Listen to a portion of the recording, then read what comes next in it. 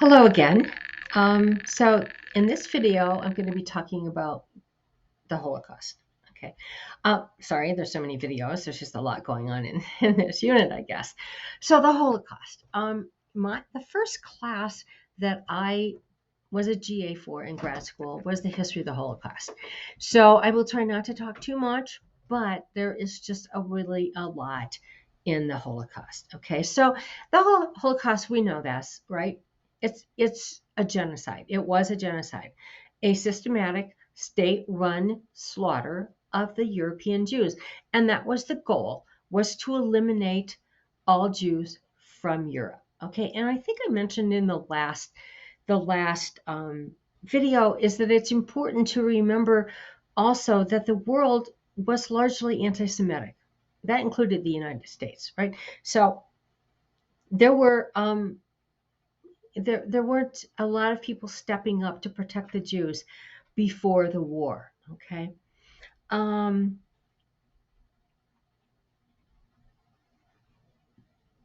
so when we're thinking about the Holocaust, we actually do need to think about the fact that in addition to the approximately 6 million Jews that were killed during the Holocaust, there was also a lot of other people. There were a lot of other people that were not considered to be acceptable by the Nazis and therefore were killed as well. The Romanis were gypsies, homosexuals, um, people who with ideologies that they didn't like Jehovah's Witness, political, left-leaning people, the Slavic peoples, and all of that is included, which meant that there were just millions and millions and millions of people. Okay, so in 1935, the Nazis started passing anti-Jewish racial laws. They were called the Nuremberg laws, and it basically it defined who was a Jew, made them wear, the Star of David on their clothing. They were deprived of their citizenship. They were banned from certain jobs, and it just started there, and it just kept getting worse. So what they wanted was for them to leave Europe and leave behind all of their possessions, so that the Reich could take those possessions, gain that wealth. Um, and before, well, actually, I don't remember exactly when it was, but one of the things that Dr. Pugash talked about in the history of the Holocaust class was that there was a period of time when the Jewish leaders, there were actually a couple of them, but first they went to the Western nations and they said, can you take the Jews? We need to leave. We need to leave Germany first and then Europe, but nobody wanted to take them.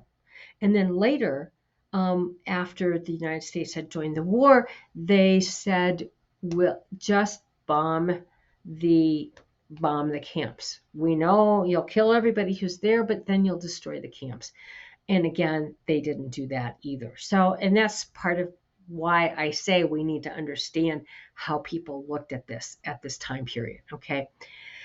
But, the Nazi government wanted to get people to leave Germany and to leave their money behind. So in 1938, they instituted what's called the Night of Broken Glass, or the Kristallnacht, and they basically, destroyed Jewish-owned businesses, homes, schools, arrested a lot of people, sent them to camps, and that was really the first of the mass roundups. Um, and then, as I said, they tried to leave. And nobody really wanted to take them. A few did, but a lot did not, right? And then there were some kind of infamous ones that where they put them on a ship, they were going to be, sent to Cuba, I think, and Cuba refused them. And it was just nobody really wanted to step up. Now, it was the Depression too, but I'm not sure that was really all of it, right? I think it's also important to remember that the Jews in Europe in Germany were actually a small percentage of the Jews in Europe. So actually, most of the Jews in Europe lived to the east. So Poland had a lot, and as did Russia, though and Austria and other places. And as Germany was conquering all these areas, they were expecting these countries to round up their Jews and ship them off, cooperate with the Nazis, and they did not all do that. Italy did not do that for a long time. They resisted, even though they were an ally. Poland also resisted. Denmark is kind of famous for their resistance, even though they had been conquered. So the goal, of course, was to make Europe Judenrein or Jew free. Okay. And they developed what they called the final solution. And the final solution was the Holocaust. So let's just stop worrying about deportation now. Let's just get rid of them permanently, right? Okay. So when Germany invaded Poland, which had a lot of Jews, maybe I don't know, 20% or something of their population was Jewish, they started moving them into ghettos. And so they built these ghettos in the middle of the cities, and they were fenced off, and they pushed a whole bunch of people into these ghettos. And so they were overcrowded. They didn't have enough food. It was just horrible, right? And people died of disease and starvation because the living conditions were awful, right? So the first efforts that the Germans made to eliminate the Jews were with groups of they were mobile killing squads. They were called Einsatzgruppen, and they would round up people. They would go into towns and they would round up people. They would take them out. They would make them dig ditches or whatever, and then um, line up around them, and then they would just shoot them. If hopefully they hoped they would fall into the ditches, and then they would cover them up. So they were essentially, you know, digging their own graves, right? But the people watched while other people were being killed. And the records are that probably they were responsible for about 1 million of the deaths over the course of the year. They were aided by army units, that sort of thing. And the reality is that the people who were doing that had a lot of trouble dealing with it. I mean, it just, to them, it was like, we're just killing these people for no reason. We're lining them up. They're not fighting. They're not shooting at us, anything, right? So,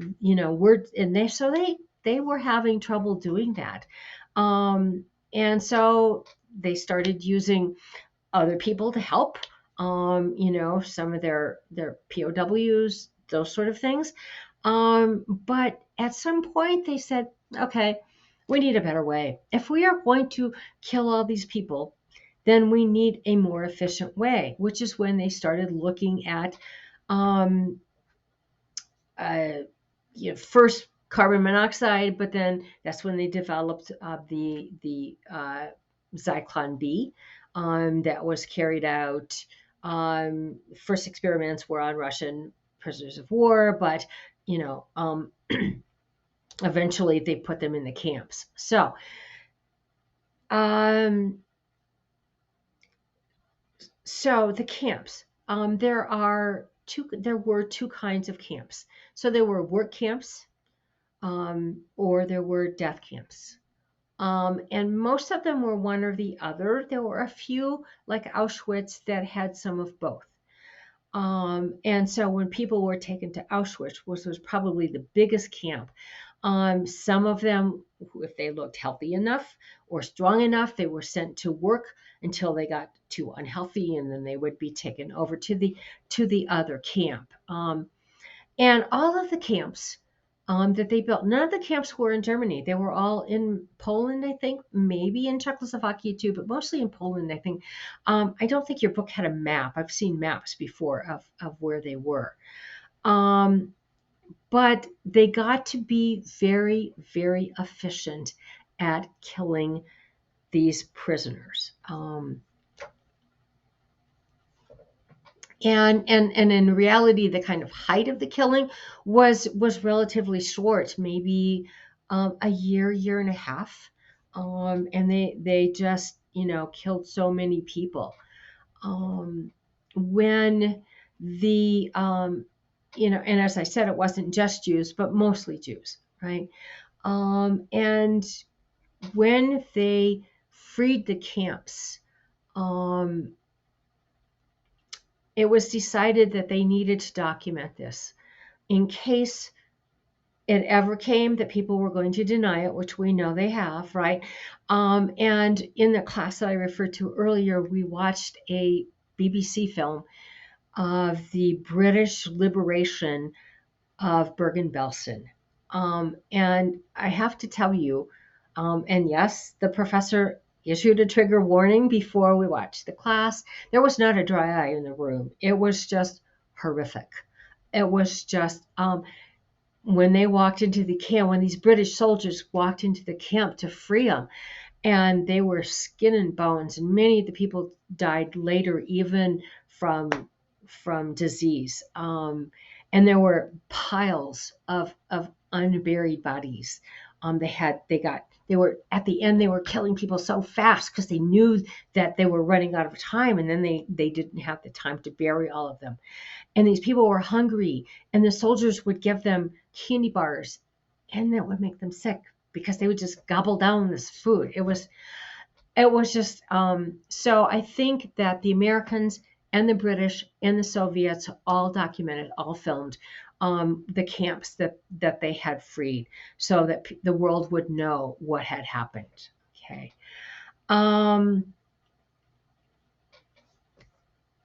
As I mentioned earlier, when they were taken out of the camps, so many people had been displaced. So many people. There are a lot of books to read. So the most famous ones are by Primo Levi and Elie Wiesel. And I think it was Primo Levi's book that talked about finding his way back to Italy. But those are really good books to read. There's a number of them. Elie Wiesel especially has a number of really good books. Okay. And the other thing that we do know is that after the war, the West decided to get together and form the Nuremberg trials and tried the Nazi leaders for crimes against humanity. I think that was probably the first time that had ever been done. So they were and the Germans were good record keepers too. So, they were able to figure out, how many people had been killed and what had happened. Okay. So, that's kind of the aftermath. We know that there's lots of films and books and stuff written about that. And certainly some of you have probably seen some or read some of the books and they're worth the time. But, so the war just changed the world a lot. Mass exodus of Jewish people to either Israel, the new state of Israel, or to the United States. Those were the two main areas. And so, they wanted out of Europe. Not all, obviously, but a lot of them, right? And so we have, I'm sorry to say, one more video of this series, and that's going to be on the Soviet Union and the Cold War. So anyway, thanks for listening.